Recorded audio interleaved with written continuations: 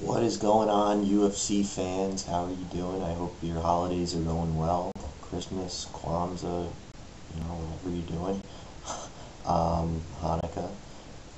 I hope everything's going good for you all. It's been a while since I made a video. I think I made it for UFC 78, so not too much going on in the past month and a half.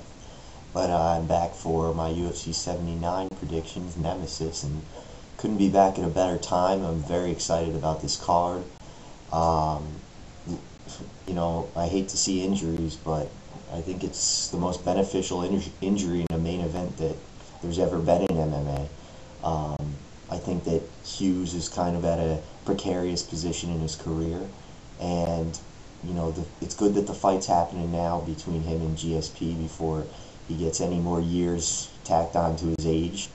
Not that he's over the hill by any stretch of the imagination, but I don't know that he's where he was in his career, and it's good to see that we get to see this again, part 3, when they're both pretty much in their prime. Matt Hughes maybe a little bit after his prime, but I'll get to that in a second. I'll work my way up the card, do the main card. So Palale versus Eddie Sanchez. I'm actually pretty excited about this fight. I think that the UFC wanted to come out with the first fight. I'm assuming this will be the first fight on the card, although they may put the Rich Clemente fight, Melvin Guillard fight, as the first fight of the night. I don't know. But I'm looking forward to this fight. I really am. I think that this is going to be the old blue-collar type of amateur striking match, if you will. This is the type of matchup that makes the boxing fans go crazy when they see these guys striking, saying, well, our guys can do that better. But I think that ultimately this is going to be a really exciting fight. I don't see too much of this going on the ground. I don't know how good Sanchez's ground game is. So Palale, pretty much a workman fighter. He's basically, from what I know of him, he just basically goes out and he's got a lot of competition against lower level guys outside of the UFC, and not much of a ground game. So I'm looking for this to stay on the feet, and the question is, who's going to land first? Personally, I just think Eddie Sanchez. When he came in for his Crow Cop fight, people were saying, Eddie Sanchez, who is that? He's a scrub. But Eddie Sanchez lands hard, and he's got a good chin, and he's a good fighter. He just keeps fighting. Palale needs to prove that to me, and I haven't seen much of him. I've seen like 1 or 2 of his fights, but he'll pretty much stay on the feet with Eddie, and we're going to have to see what happens. I think that this could potentially be a 3-round war, but at the end of the day, you got to pick one, and I'll go with who I know better, and I'll go with Eddie Sanchez, probably in a 3-round war. I'm going to hope for that. Keep our fingers crossed. So I'm actually pretty excited about that fight. The next fight of the night: Rich Clemente versus Melvin Guillard. I know a lot of people were disillusioned with Melvin Guillard when he was talking a lot of crap against whoever he fought. Who he fought? Joe Daddy Stevenson, I believe he fought, was his last fight. He may have fought once since then. And he kind of got worked by Joe Daddy, who subsequently has a title fight. No, he's not. Doesn't have a title fight. He's fighting BJ. So in January, that should be awesome. Yeah, that is a title fight. Okay, excuse me. Sean Shirk got stripped, so that's awesome. I can't wait to do predictions for that fight. I can't wait to see that fight. And I think that fight will be a lot closer than some people do. As far as this fight goes, Rich Clemente versus Melvin Guillard, excuse me. I think that Rich is the type of guy that the UFC puts in when they want to test a guy, when they want to see, not necessarily a gatekeeper, because I don't think that Clemente's up to that level, but I think that they put him in because they know he's going to work hard. He's going to work hard to put on an impressive fight. He's not a guy that sits around and waits for something to happen. He can work all levels of his game. If you want to strike, he'll strike with you.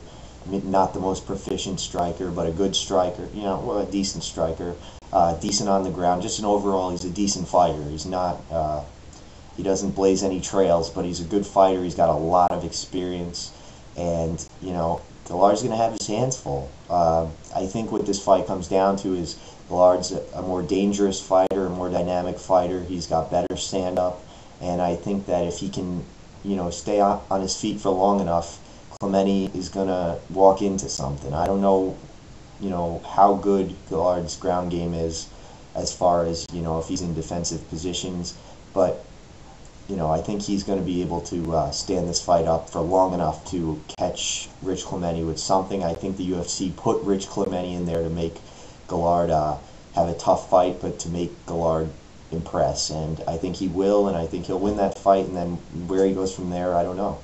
You know, he's got to win some fights and try to build back up to top guys. And maybe if Joe Stevenson is the champ, if he beats BJ, which you never know. We will see round 2 of that. I think Gallard is a lot better than people think he is. I think his striking's really crisp, and we'll see what happens with that. So I'm picking Gallard there for probably second round. I think Rich will make him work in the first round, and I'll go for a second round TKO. Lyoto Machida versus the world-renowned, all of a sudden, taking the world by storm, Sokoudjou. I saw both of his fights in Pride, had never seen him before that. How could you not be very impressed? I was very impressed by him. With just absolute destruction of, last fight was Arona, I think, Ricardo Arona and Little Nog before that, Pride 33. Arona was 34. And wow, impressive. The guy's just a beast of a striker. For this fight, I think it's going to be actually a lot different, because I just think that Lyoto Machida's had time to digest, you know, a guy just coming out and destroying somebody. It's a lot to me like, while I think Sokoudjou is probably a lot more of a dynamic fighter than Houston Alexander, I think it's a similar type of thing where, you know, he's got time to digest what he's got to do, and I think that Machida's just an A-level fighter. And not to say that Little Nog is not an A-level fighter, that Ricardo Arona is not an A-level fighter, but I think Machida's a little more, again, I don't want to go to the word dynamic too many times, but I do. I think he's a little more dynamic, a little more well-rounded. And, you know, if you want to stand up with Machida, he's perfectly happy, but I think that Machida is going to be well-served to, you know, take this to the ground where, you know, we don't know too much about Sokoudjou on the ground as far as seeing televised. We've all heard that he's got a good ground game, but I think that Machida has the definite advantage on the ground, uses jiu-jitsu, you know, go for submissions, and I think that, you know, if it stays standing, certainly we've seen Sokoudjou has the ability to knock him out. I don't think that's going to happen. I think that this is a different situation. Machida's got the cage. He's got a lot more space to work with. He can back off. He can let Sokoudjou try to over-pursue him and get the takedown. It's not the situation where you're in a ring and there's only so much space. It's like the Cro Cop syndrome. When Cro Cop got into the cage, the guy can move away. He has more space to get away from that big left kick. So I'm picking Machida in a decision. So hopefully we'll get a war, and I think we will. And you know, I think Sokoudjou gets a fight under his belt. He'll be something to be reckoned with. Okay, I'm gonna have to stop this video here. I will continue with part 2 of the video because I only have 10 minutes and we're at 9 now. So I will start part 2 of the video and do the 2 main events, and I'll put these videos up together. So click on over to part 2. All right, take it easy.